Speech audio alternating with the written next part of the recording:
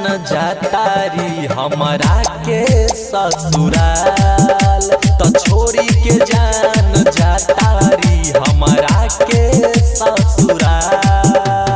केकरा पर भरोसा करी बोला न हमर यार, तो छोड़ी के जान जातारी हमरा के ससुराल, तो छोड़ी के जान जातारी हमरा के ससुराल।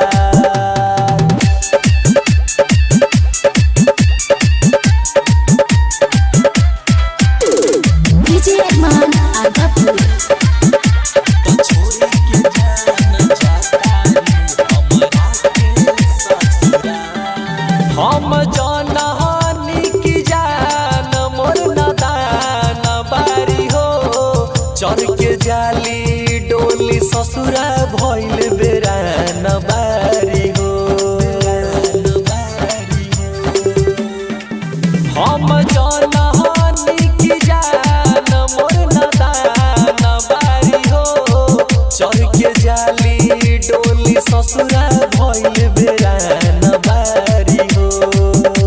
कि सोचल सब सपना यारवा भइल अब बेकार, तो छोड़ी के जान जातारी हमरा के ससुराल, तो छोड़ी के जान जातारी हमरा के ससुराल।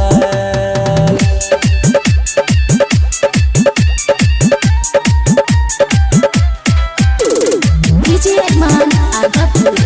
तो छोड़ी के जान जातारी हमरा के ससुराल। रोवे चंचल विशाल पीटी पीटी छाती हो, कैसे जीही उनका बिना धर्मेंद्र देहाती हो, धर्मेंद्र देहाती हो। रोवे चंचल विशाल पीटी पीटी छाती हो, कैसे जीही उनका बिना धर्मेंद्र देहाती हो।